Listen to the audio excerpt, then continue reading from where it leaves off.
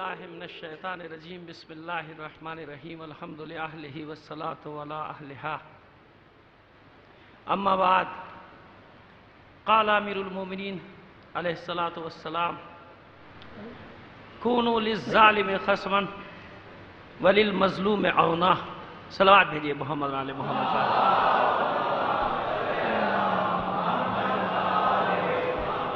آپ سے گزارش کروں گا، شہداء ہماری محفلوں کے چراغ ہیں، روشنی ہیں. تمام شہداء راہ محبت محمد و آل محمد کے ایصال ثواب کے لیے ایک سورہ فاتحہ پڑھ کر بخش دیجیے گا. بسم اللہ الرحمن الرحیم الحمدللہ رب العالمین الرحمن الرحیم مالک یوم الدین ایاک نعبد و ایاک نستعین اهدنا الصراط المستقیم صراط الذین انعمت علیہم غیر المغضوب علیہم. بسم اللہ الرحمن الرحیم عزیزان محترم، مسئلہ ہے کہ جتنے منٹ مجھے بتائے گئے میں انشاءاللہ اس سے کم ہی میں گفتگو کو سمیٹ دوں گا. کچھ جملے نثر میں ادا کرنے کو حکم دیا گیا ہے اور کچھ اشعار جو کوشش ہی کرتا ہوں، ظاہر ہے کل وقتی شاعر تو نہیں ہوں. آپ کی سماعتوں کی نظر کروں گا. جو دو چار باتیں آپ کی خدمت میں عرض کرنا ہے کہ ہمارے برادر عزیز ریحان اعظمی اپنی ذمہ داری پوری کرتے ہیں اور بہترین گلدستہ سجا کر آپ کے سامنے پیش کر دیتے ہیں. ہمارے یہاں بہت ذکر ہوتا ہے جناب حر علیہ السلام کے گناہ کا اور ان کی معافی کا. میں اکثر محفلوں میں گیا تو وہاں مجھے یہی سننے کو ملتا ہے اور اکثر سننے کو ملتا ہے اور آج بھی کسی نہ کسی وقت مل ہی جائے گا کہ گناہ کتنے بھی کر لو، حسین وہ ہے جو سب گناہوں کو معاف کر دیتا ہے، جیسے کہ جناب حر. یہی ہے نا مسئلہ. لیکن عزیزوں، میری سمجھ میں نہیں آیا کہ یہ مغالطہ پیدا کیسے ہوا. کیونکہ جناب سید الشہداء علیہ السلام نے حر کو جو خریدا ہے، حر کو جو اپنے دام محبت میں گرفتار کیا ہے، وہ احسان کر کے کیا ہے. اس کو گالیاں دے کے نہیں کیا، اس کو برا بھلا کہہ کے نہیں کہا، برا بھلا کہہ کے اپنی طرف نہیں بلایا، بلکہ پوری تاریخ اٹھا کے پڑھ لیجئے کہ جناب حر علیہ السلام جس چیز سے جناب سید الشہداء کی طرف آئے وہ چیز کیا تھی؟ وہ امام حسین علیہ السلام کا وہ کردار تھا کہ دشمن پر کہ جو لڑنے کے لیے آ رہا ہے، جو روکنے کے لیے آ رہا ہے، جو محاصرہ کرنے کے لیے آ رہا ہے، حسین نے اس پر ایسا احسان کیا کہ وہ آہنی تیر وہ کام نہیں کرتا جو حسین کی محبت کے تیر نے کام کر دیا. بابا، جن کے پاس فضائل نہ ہوں تو بات بنتی ہے، لیکن جہاں فضائل کا بحر بے قرار ہو، میں حیران ہوتا ہوں کہ وہاں فرصت کیسے ہوتی ہے دوسری طرف جانے کی. بھائی ہے نا سرکار. یہ تو بات تھی واجب جو آپ کو پسند نہیں آئی ہوگی یقیناً، لیکن میں اپنا پر کیونکہ ہمیشہ ہر سال واجب سمجھتا ہوں، اسی لیے بیچ میں آ جاتا ہوں کہ شاید کچھ لوگوں کی سمجھ میں آ جائے یہ بات کہ محبتوں سے تسخیر کیا جاتا ہے کائنات کو، پیار سے تسخیر کیا جاتا ہے کائنات کو. اسی لیے آپ دیکھیں کہ ابھی انوار احمد ظہیر صاحب بھی تشریف لانے والے ہیں، پیرزادہ قاسم صاحب بھی تشریف لانے والے ہیں. میں آپ کی خدمت میں ایک عرض کرنا چاہتا ہوں. میں تو چاہتا تھا کہ انوار صاحب تشریف لے آتے تو میں یہ بات کرتا، لیکن نہیں آئے تو بہرحال ریکارڈ میں تو رہے گی بات. میں آپ کی خدمت میں ایک بات عرض کروں کہ انوار احمد ظہیر کون ہے؟ میں کچھ بھی نہیں ہوں، لیکن جو کچھ بھی ہوں نا وہ اسی شخصیت کی بدولت ہو. سبحان اللہ سبحان اللہ. میں 5ویں کلاس میں تھا جب انوار احمد ظہیر صاحب میرے اسکول کے پرنسپل تھے حیدرآباد میں. انہوں نے مجھے ایک تقریر لکھ کے دی، یاد کرائی اور انداز بیان بھی سکھایا. الفاظ کی یہ صاحب انوار احمد ظہیر صاحب تشریف لا چکے ہیں. مل کے صلوات بھیجیں محمد و آل محمد پر.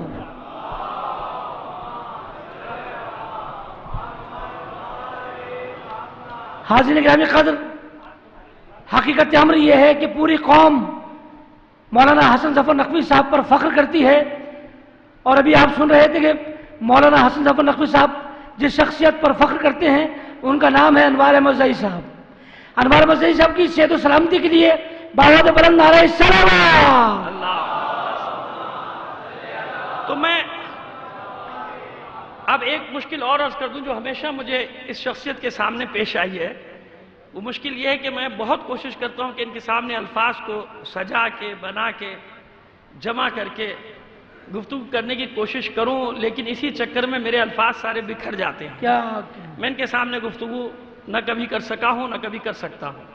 تو بس جو بات میں آپ کو حقیقت بتا رہا تھا کہ، اور وہ تشریف لے ہی آئے کہ اس پہلی تقریر جو میرے استاد محترم نے مجھے صرف لکھ کے نہیں دی بلکہ انداز بیان بھی سکھایا، الفاظ کی ادائیگی بھی سکھائی، اس تقریر پر مجھے پہلا انعام ملا اور اتنا بڑا کپ ملا کہ جو مجھ سے سنبھالا نہیں جاتا تھا. کیا اور میں آج بھی اس عزت کو سنبھالنے کی کوشش کرتا ہوں جو میرے استاد محترم کے وسیلے سے یہاں تک پہنچی. میں جو کچھ بھی ہوں، میں کچھ بھی نہیں، لیکن آج جو کچھ بھی ہوں، ان کے والد بزرگوار اور ان کے نانا علی اللہ مقامہما نے مجھے قرآن کی تعلیم دی. اب اگر کوئی مجھ سے یہ کہے، اب آپ مجھے بتائیے کہ اپنے بھائیوں پر، اپنے بچوں پر مجھے فوقیت دینے والے شخص کے خلاف، اس کے راستے کے خلاف، اس کے مشرب کے خلاف اگر کوئی مجھ سے بات کرے تو مجھے بتائیے کہ میں کیا کروں، کہاں جاؤں. تو یہ وہ اساتذہ ہیں کہ جن کے ہزاروں شاگرد، جنہوں نے مکتب، مسلک، مشرب دیکھے بغیر جو تھا اللہ کی طرف سے ان کے پاس وہ اپنے شاگردوں کے حوالے کر دیا. تو ہم تو یہ چاہتے ہیں، ریحان تو یہ چاہتا ہے کہ یہ محبتیں پھیلتی ہی چلی جائیں، گھر گھر میں پھیلتی چلی جائیں. ان محبتوں کو پھیلانے کے لیے یہ گلدستہ سجایا گیا ہے. بس میرا پیغام، میرا خیال اشارہ کافی ہے عقل مندوں کے لیے کہ بھائی یہ محبتوں سے دین پھیلتا ہے، محبتوں سے نظریہ پھیلتا ہے، محبتوں سے. آج محبتوں کی ضرورت ہے.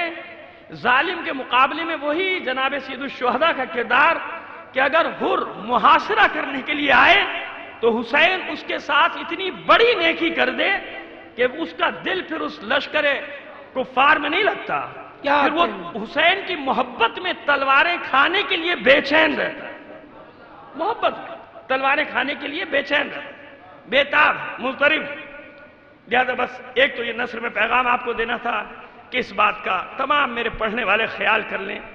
اور بہت ہی احترام کے ساتھ میں گزارش کر رہا ہوں، ہر جگہ ہر طرح سے اعلان بھی کر دیا گیا، بتا بھی دیا گیا ہے کہ کس انداز میں ہمیں محبتوں کا پیغام پھیلانا. پھر مولا کائنات کی ذات، جار جرداق مسیح جیسے لوگ پی ایچ ڈی کریں اور ندائے عدالت انسانی جیسی کتاب، اور پھر اس شخصیت کے اوپر شروع ہو جائے پی ایچ ڈی ہونا. تو کیا کچھ لوگوں نے، دنیا کی کس کس مکتب کے لوگ ہیں کہ جنہوں نے مولا متقیان علی بن ابی طالب علیہ السلام سے اپنی محبت، اپنی عقیدت، اپنی چاہت کا اظہار نہیں کیا ہے نا ایسا؟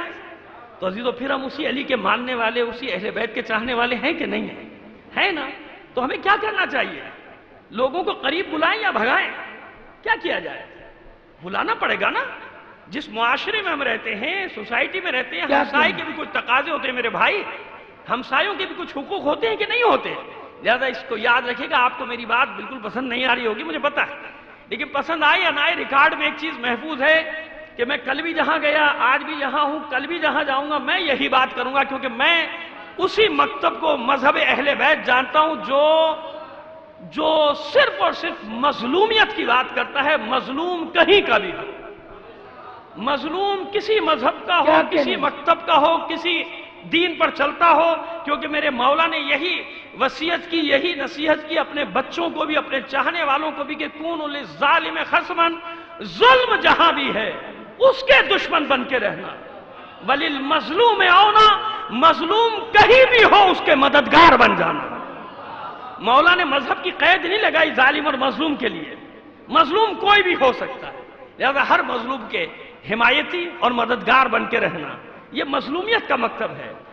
اور یہ اسی شہداء کے خون کا تو صدقہ ہے، کربلا سے لے کر آج تک، کہ دنیا مٹانے کے در پہ ہے مگر مٹانے میں کامیاب نہ ہو سکی، نہ کبھی ہو سکتی ہے. ایک صلوات بھیجیے محمد و آل محمد پر. اور پھر میں نے جیسا کہ عرض کیا، بس ختم کر رہا ہوں، اس کے بعد چند اشعار اور آپ کی زحمت تمام، بیٹھ بھی نہیں سکتا اتنی دیر کہ. اور میں نے عرض کر دیا کہ اب تو میں تقریر کرنے کے بھی قابل نہیں رہا، میرے استاد محترم یہاں تشریف فرما ہیں. لیکن میں نے آپ کی خدمت میں عرض کر دیا کہ دیکھیے اس بات کو یاد رکھیے کہ کتنے ہزار شہداء ہم، ابھی دیکھیے کل بھی پارا چنار میں کتنے سارے مومنین شہید ہو گئے. یہ شہداء کے خون کا صدقہ ہے کہ بدترین حالات کے باوجود الحمدللہ پورے پاکستان کا کوئی کونا ایسا نہیں کہ جب لوگ مومنین اپنے غم کو بھلا کے اہل بیت کی خوشیوں میں شریک ہو رہے ہیں. یعنی یہ وہ قوم ہے, اس کے جذبے کو تو دیکھیں نا آپ, یہ وہ قوم ہے کہ جو اپنے غم پسے پشت ڈال دیتی ہے, اپنے مرحومین کو پسے پشت ڈال دیتی ہے, اہل بیت کے غم میں مغموم اور اہل بیت کی خوشی میں ان کے ساتھ شریک خوشی ہے, ان کی خوشیوں میں شریک ہے. یہ سب شہداء کے خون کا صدقہ ہے کہ نہیں؟ کتنی محفلیں ہوتی تھی آج سے 20 سال پہلے, اور اب کیا صورتحال ہے؟ تو اللہ نے جو منصب دیا ہے, جو مقام دیا ہے, اس کے کچھ تقاضے ہوا کرتے ہیں. کیا آپ کہیں گے؟ آپ کو تسخیر کائنات کے لیے بنایا, آپ کو دنیا کی قوموں کی رہنمائی کے لیے بنایا ہے. آپ کیوں اس احساس میں مبتلا ہے کہ آپ کا کوئی کام نہیں ہے دنیا میں؟ آپ کو دنیا کے مظلوموں کی, سامراجی طاقتوں کے خلاف ایک اعلان بغاوت کون کر سکتا ہے سوائے کربلائی کے؟ کیا کہنے؟ میں اس کو کربلا والا یا کربلائی مانتا ہی نہیں جس کے دل میں ظالم کے لیے کوئی ذرا سی بھی ہمدردی ہو, جس کا دل مظلوم کی آہ پر تڑپ نہ اٹھتا ہو, کسی بھی طبقے سے تعلق رکھنے والا ہو مظلوم, ہے کہ نہیں؟ اور دیکھیے حقانیت کیسے سامنے آتی ہے. ابھی ایک واقعہ ہوا چھوٹا سا, یہ بیان کرنا ضروری ہے کیونکہ میں تو خود جب بھی بچوں کے ساتھ لاہور جاتا ہوں تو آپ جو بھی خیال کریں, مگر میں حضرت داتا دربار پہ حاضری ضرور دیتا ہوں, وہاں ضرور جاتا ہوں. ابھی وہاں سانحہ ہوا, لیکن آپ دیکھیے کہ مکتب اہل بیت کا اعجاز کیا ہے. افتخار بھائی دیکھیے, میں کچھ بات کرنا چاہ رہا ہوں اور آپ سے بہرحال آپ لوگ صاحبان علم ہیں, اہل دانش ہیں, سمجھیں گے اس بات کو کہ دیکھیے دھماکہ ہوا, پوری دنیا میں مذمت کا شور ہو گیا کہ داتا دربار کی بے حرمتی. میں خود بھی گیا وہاں, میں نے پریس کانفرنس بھی کی اور وہاں اپنے احباب سے ملا بھی, تمام مکاتب فکر کے لوگوں سے. لیکن میں نے ایک عجیب بات دیکھی. وہ عجیب بات یہ دیکھی کہ ہر مکتب فکر کے عالم نے ببانگ دہل یہ بات کہی کہ داتا دربار کی بے حرمتی کرنے والا نہ مسلمان ہے نہ انسان. کیا کہنے؟ کہا ہے نا. اب کچھ نے چاہے اپنی جان چھڑانے کے لیے کہا, لیکن کہا تو ہے کہ یہ نہ مسلمان ہو سکتے ہیں نہ انسان ہو سکتے ہیں. اچھا, میں نے وہاں پر بھی یہ بات کہی اور سب کے سامنے یہ بات کہی کہ بھئی بس مجھے ایک بات چھوٹی سی بتا دو کہ داتا دربار کی بے حرمتی کرنے والا نہ مسلمان ہے نہ انسان ہے, تو جو داتا کا بھی داتا ہو.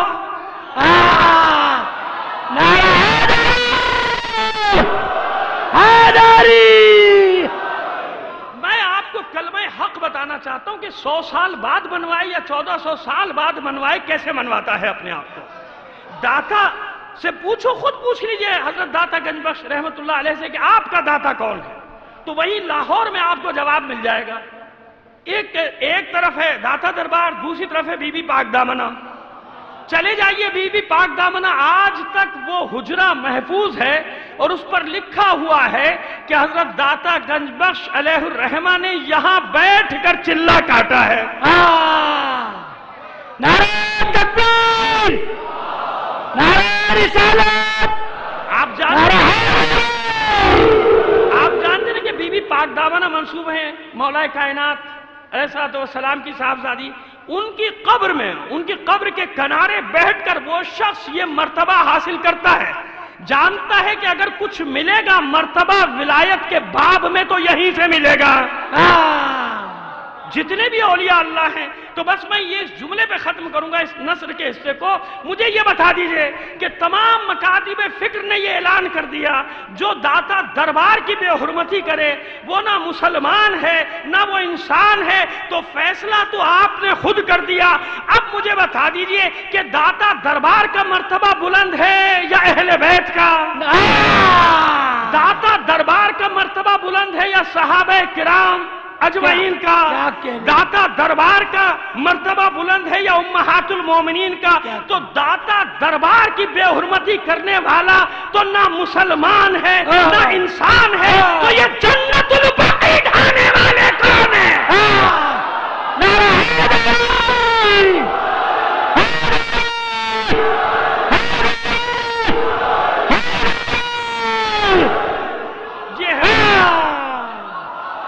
یہ وہ کلمہ حق ہے خود اپنی زبانوں سے کہہ دیا جو صحابہ کے غلاموں کے روزوں کی بے حرمتی کرے وہ مسلمان نہیں، تو جو صحابہ کے مزارات کو ڈھا دے وہ کیا ہے؟ وہ کیا ہے؟ تو یہ وہ سچائی ہے جو خود بخود سامنے آ جاتی ہے۔ الحمدللہ۔ اور آج دنیا نے دیکھ بھی لیا کہ اصل دشمن ہے کون؟ اسلام کا۔ آپ کو دنیا میں تنہا کرنے والے اب تنہا ہو گئے کہ نہیں ہو گئے؟ کیونکہ سب کے سامنے چہروں سے نقابیں اتر گئیں ساری دنیا کی۔ تو جب قدرت، جب مشیت، جب امام زمانہ موجود ہے ہمارے سروں پر، بے شک، اور سچائیاں اس طرح سے سامنے آتی ہیں تو پھر عزیزو مناسب نہیں ہے کہ سچائی جب خود بخود سامنے آتی تو ہمیں محبتوں کے ذریعے، ہم سب جگہ گئے، آپ نے خبریں پڑھی، سب ہمارے پاس آئے، کیوں آئے؟ کیونکہ انہیں یقین ہے نا اس بات کا کہ یہاں سے ہمیں محبت ملے گی، یہاں سے ہمیں نفرت نہیں ملے گی۔ تو یہ وہ بارگاہیں ہیں، یہاں سے صرف محبت کے پیغام دو بس۔ اور فضائل اہل بیت کا نا ختم ہونے والا سمندر اتنا ہے کہ ہزاروں سال غوطہ زن رہو گے تو اس میں کوئی کمی آنے والی نہیں۔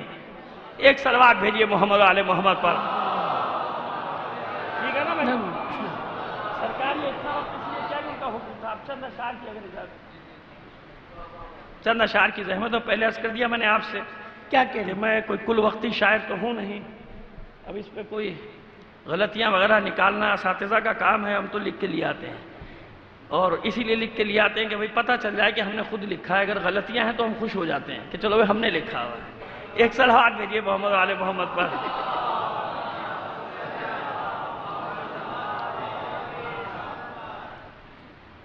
کیوں سر اٹھا کے میں نہ جیوں آن بان سے، کیا کہنے، کیوں سر اٹھا کے میں نہ جیوں آن بان سے، کیوں سر اٹھا کے میں نہ جیوں آن بان سے،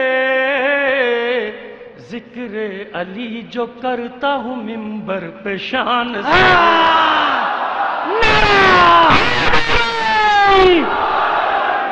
ذکر علی جو کرتا ہوں منبر پہ شان سے، مدح علی ہو کیسے بیاں اس زبان سے، مدح علی ہو کیسے بیاں اس زبان سے، یہ ذکر ماورا ہے زمان و مکان،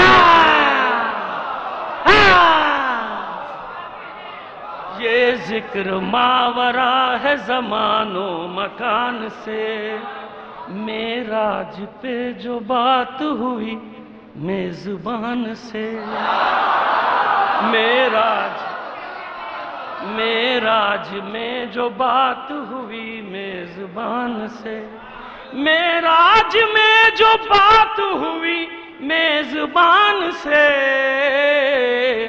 لہجہ تھا کس کا پوچھئے یہ مہمان سے،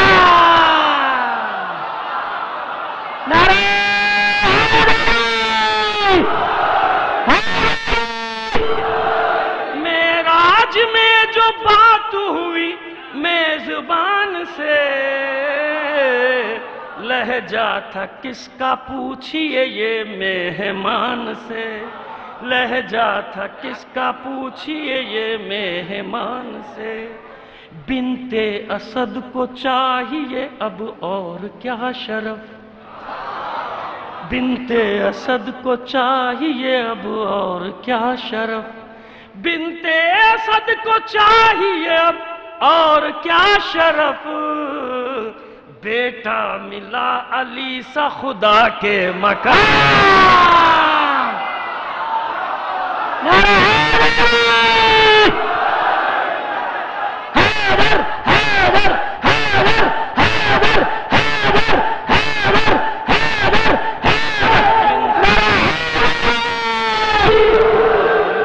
شرف بنت اسد کو چاہیے اب اور کیا شرف، بنت اسد کو چاہیے اب اور کیا شرف، بیٹا ملا علی سا خدا کے مکان سے، بیٹا ملا علی سا خدا کے مکان سے، میدان مشکلات میں ثابت قدم رہا، کیا کہنے، میدان مشکلات میں ثابت قدم رہا،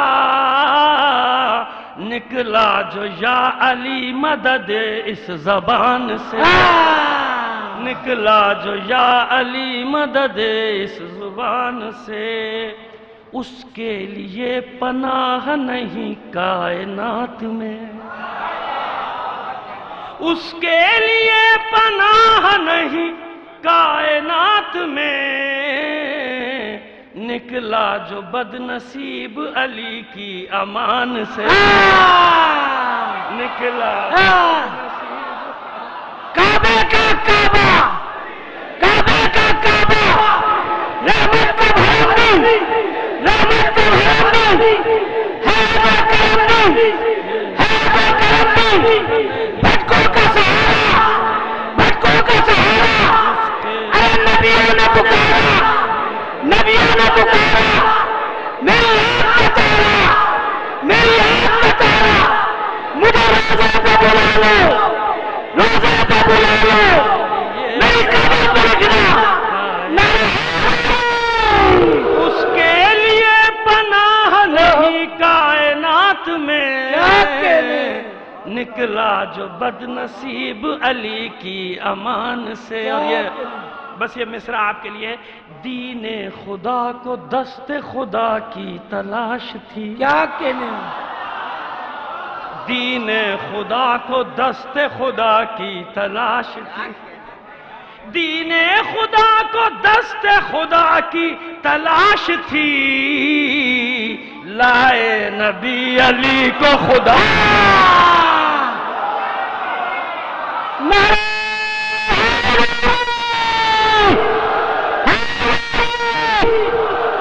دین خدا کو دست خدا کی تلاش تھی، دین خدا کو دست خدا کی تلاش تھی، لائے نبی علی کو خدا کے مکان سے۔ اور جو میں نے نثر میں کہا ہے وہی نظم میں سن لیجئے کہ نور خدا سے دشمن دین کا موازنہ،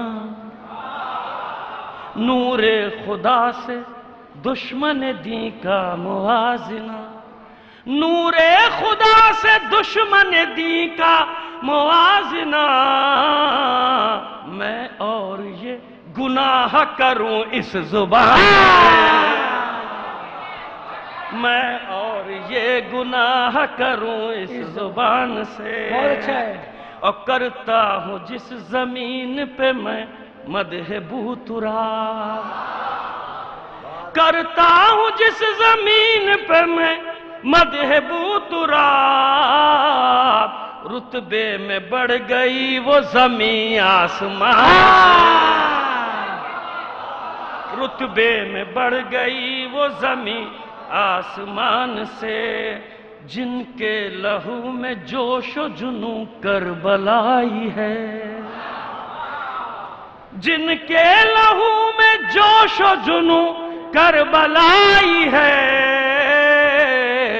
ٹکرا رہے ہیں ظلم و ستم کے جہان سے، ٹکرا رہے ہیں ظلم و ستم کے جہان سے۔ اور آخری شعر ہے، زاد سفر ہو ذکر علی اور غم حسین، زاد سفر ہو ذکر علی اور غم حسین، زاد سفر ہو ذکر علی اور غم حسین، ہو آخری سفر میرا کچھ ایسی شان، ہو آخری سفر میرا کچھ ایسی شان سے، محشر میں سرخ رو وہی جائیں گے اے ظفر،